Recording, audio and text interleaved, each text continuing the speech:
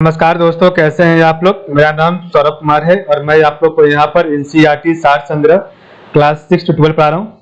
और इस किताब से हम लोग पढ़ने जा रहे हैं। आज का जो टॉपिक है वो है आपका इंडियन पॉलिटी से, भारतीय राज्य व्यवस्था से, चैप्टर नंबर 19 राज्यपाल और गवर्नर से जो भी इंपॉर्टेंट वन लाइनर होगा उसको हम यहाँ बारी बारी से देखेंगे।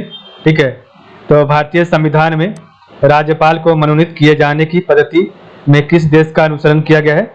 तो भारतीय संविधान में राज्यपाल को मनोनीत किए जाने की पद्धति में कनाडा देश का अनुसरण किया गया है। राज्य का कार्यकारी एवं संवैधानिक प्रमुख कौन होता है। तो राज्य का कार्यकारी एवं संवैधानिक प्रमुख राज्यपाल होता है। किसी राज्य में राज्यपाल की नियुक्ति संविधान के किस अनुच्छेद के अंतर्गत की जाती है। तो किसी राज्य में राज्यपाल की नियुक्ति संविधान के आर्टिकल 155 के अंतर्गत की जाती है। विधान परिषद में राज्यपाल द्वारा कितने सदस्यों को मनोनीत किया जाता है। तो विधान परिषद में राज्यपाल द्वारा कुल सदस्यों का 1/4 जो है सदस्यों को मनोनीत किया जाता है। यदि राज्यपाल संसद अथवा विधानसभा का सदस्य है तो जिस तिथि को वह राज्यपाल का पद धारण करेगा उस तिथि से उसका संसद अथवा राज्य विधानसभा में पद रिक्त मान लिया जाएगा। तो यदि राज्यपाल संसद अथवा विधानसभा का सदस्य है तो जिस तिथि को वह राज्यपाल का पद धारण करेगा उसी तिथि से उसका संसद अथवा राज्य विधानसभा में पद रिक्त मान लिया जाएगा। झारखंड, छत्तीसगढ़, मध्य प्रदेश तथा उड़ीसा में एक जनजातीय कल्याण मंत्री की नियुक्ति कौन करता है। तो झारखंड, छत्तीसगढ़, मध्य प्रदेश तथा उड़ीसा में एक जनजातीय कल्याण मंत्री की नियुक्ति राज्यपाल करता है। राज्य विधानसभा के 17वां प्रोरोगेशन का आदेश किसके द्वारा दिया जाता है। तो राज्य विधानसभा के 17वां प्रोरोगेशन का आदेश राज्यपाल के द्वारा दिया जाता है। राज्यपाल किससे सलाह कर जिला न्यायाधीशों की नियुक्ति, स्थानांतरण और प्रोन्नति कर सकता है। तो राज्यपाल किससे सलाह कर जिला न्यायाधीशों की नियुक्ति, स्थानांतरण और प्रोन्नति कर सकता है। उच्च न्यायालय। राज्यपाल के वेतन और भत्ते, सैलरी एंड अलाउंसेस किस निधि से दिए जाते हैं। तो राज्यपाल के वेतन और भत्ते, सैलरी एंड अलाउंसेस राज्य की संचित निधि से दिए जाते हैं। भारत के संविधान में राज्य के राज्यपाल के विरुद्ध अभियोग चलाने का प्रावधान नहीं है। तो भारत के संविधान में राज्य के राज्यपाल के विरुद्ध अभियोग चलाने का प्रावधान नहीं है। राज्यपाल किस अनुच्छेद के अंतर्गत राष्ट्रपति के विचार के लिए किसी विधेयक को आरक्षित रख सकता है। तो राज्यपाल किस अनुच्छेद के अंतर्गत राष्ट्रपति के विचार के लिए किसी विधेयक को आरक्षित रख सकता है। तो आर्टिकल 201 के तहत।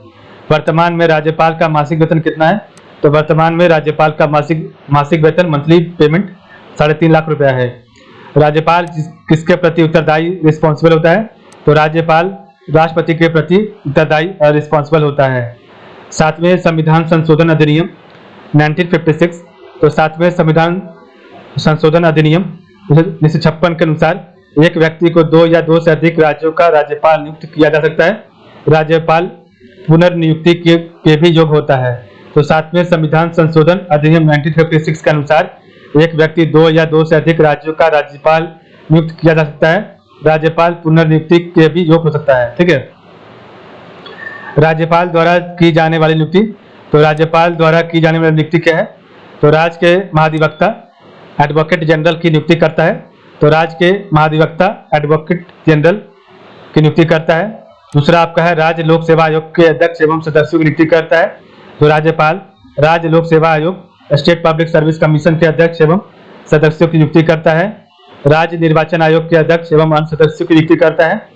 तो राज्यपाल राज्य निर्वाचन आयोग के अध्यक्ष एवं अन्य सदस्यों की नियुक्ति करता है। राज्यपाल विश्वविद्यालयों के उप कुलपतियों वाइस चांसलर की नियुक्ति करता है। तो राज्यपाल विश्वविद्यालयों के उप कुलपतियों वाइस चांसलर की नियुक्ति करता है। राज्यपाल राज्य वित्त आयोग का गठन करता है। तो राज्यपाल राज्य वित्त आयोग का गठन करता है। राज्यपाल उच्च न्यायालय के न्यायाधीशों की नियुक्ति के विषय में राष्ट्रपति को परामर्श देता है। तो राज्यपाल उच्च न्यायालय के न्यायाधीशों की नियुक्ति के विषय में राष्ट्रपति को परामर्श देता है। राज्यपाल को राज्य लोक सेवा आयोग के सदस्यों को निलंबित करने का अधिकार भी प्राप्त है। तो राज्यपाल को राज्य लोक सेवा आयोग के सदस्यों को निलंबित करने का अधिकार भी प्राप्त है। जम्मू कश्मीर के उपराज्यपाल की नियुक्ति कौन करता है। तो जम्मू एवं कश्मीर के उपराज्यपाल की नियुक्ति भारत का राष्ट्रपति करता है। भारत में राज्यपाल बनने वाली पहली महिला कौन थी। तो भारत में राज्यपाल बनने वाली पहली महिला सरोजिनी नायडू थी। राज्य विधानसभाओं में आंग्ल भारतीय समुदाय के लिए प्रतिनिधित्व का प्रावधान भारत के संविधान के 21 अनुच्छेद द्वारा किया गया है। तो राज्य विधानसभाओं में आंग्ल भारतीय समुदाय के लिए प्रतिनिधित्व का प्रावधान भारत के संविधान के 21 अनुच्छेद द्वारा किया गया। तो आर्टिकल 333 के तहत राज्यपाल से संबंधित प्रमुख अनुच्छेद कौन से हैं?